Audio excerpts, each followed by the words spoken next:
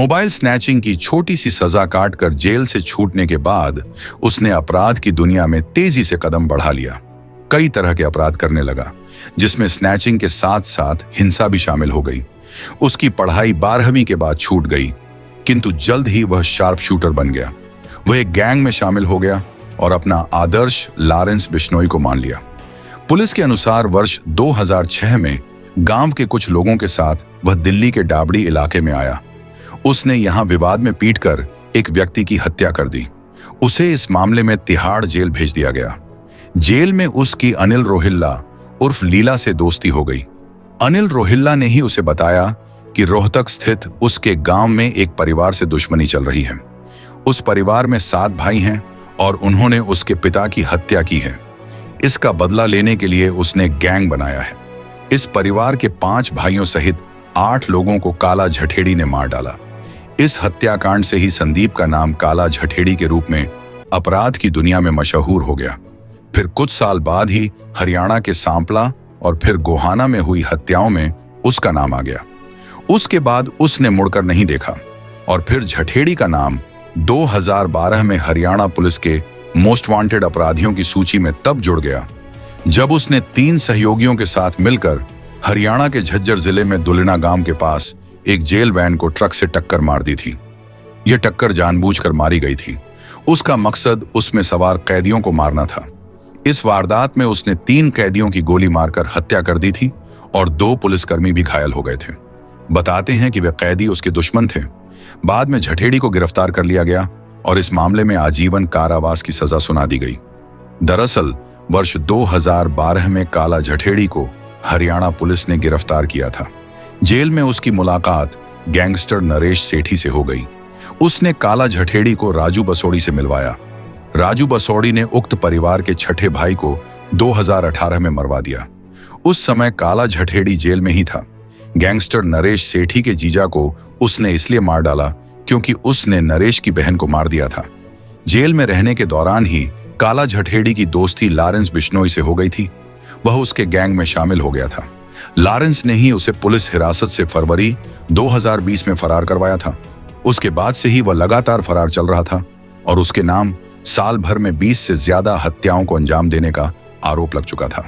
हत्या समेत अपहरण की वारदातों को तो काला झठेड़ी जेल में रहकर ही अंजाम दे दिया करता था।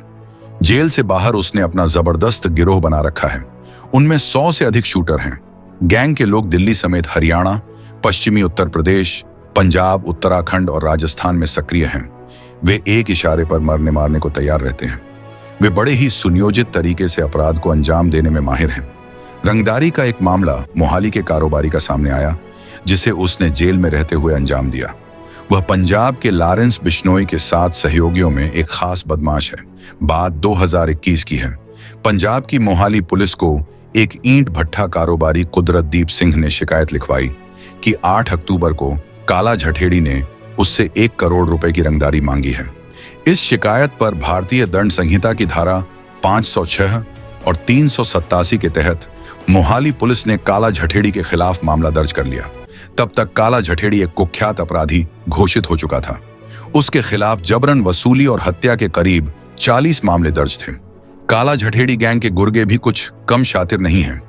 एक गुर्गे अक्षय अंतिल उर्फ अक्षय पलड़ा की हिम्मत देखिए। उसने जेल में एक सिपाही से सिम कार्ड मांगा। वहां से ही एक कारोबारी को फोन कर उससे 5 करोड़ की रंगदारी मांग ली। दिल्ली पुलिस जब इस मामले में सक्रिय हुई, तब काला झठेड़ी गैंग से जुड़े अक्षय अंतिल को गिरफ्तार कर लिया गया। हैरानी की बात यह थी कि 22 साल का अक्षय दिल्ली की मंडोली जेल में बंद था और वहीं से काला झठेड़ी का भय दिखाकर दिल्ली के करोल बाग के एक कारोबारी से 5 करोड़ की रंगदारी मांगी थी। उसके बाद पुलिस ने मंडोली जेल से फिरौती के लिए इस्तेमाल किए गए सिम कार्ड के साथ एक एप्पल आईफोन 12 मिनी फोन भी बरामद किया है। इसका खुलासा तब हुआ जब करोल बाग के एक कारोबारी ने 30 मई 2021 को शिकायत देकर बताया कि उसे 5 करोड़ रुपए की रंगदारी के लिए धमकी भरे कॉल आ रहे हैं। फोन करने वाले ने खुद को लॉरेंस बिश्नोई गैंग का शार्प शूटर बताया था। जांच में पता चला कि कॉल BSNL सिम वाले फोन का उपयोग कर मंडोली जेल दिल्ली से की गई थी।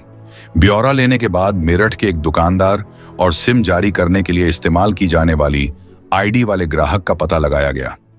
उनसे गहन पूछताछ में पता चला कि थाना कंकड़खेड़ा, मेरठ, यूपी में तैनात एक कांस्टेबल ने एक सीएनजी मैकेनिक के नाम से यह सिम लिया था। तकनीकी जांच में पता चला कि काल मंडोली जेल से अक्षय पलड़ा द्वारा की गई थी। इस मामले के संदर्भ में पंजाबी गायक सिद्धू मूसेवाला मर्डर केस को लेकर भी कान खड़े हो गए।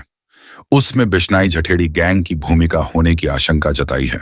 इसके लिए उन्होंने काला जठेड़ी गैंग के एक अन्य सदस्य राजेश उर्फ रक्का के माध्यम से 2 सिम कार्ड बीएसएनएल और वोडाफोन और 2 मोबाइल एप्पल के मिनी और छोटे चाइनीज कीपैड वाले फोन हासिल किए थे। बीएसएनएल सिम कार्ड को एप्पल आईफोन 12 मिनी में और वोडाफोन सिम को चाइनीज फोन में लगाया गया था। अक्षय हरियाणा के सोनीपत का रहने वाला है और काला जठेड़ी गिरोह का शातिर शार्प शूटर है। उस पर कत्ल, अपहरण और फिरौती के कई मामले दर्ज हैं। उसका नाम मूसेवाला हत्याकांड में भी एक संदिग्ध के रूप में सामने आया है। यह था कहानी का दूसरा पार्ट। लास्ट पार्ट के लिए हम मिलते हैं अगले पार्ट में। धन्यवाद।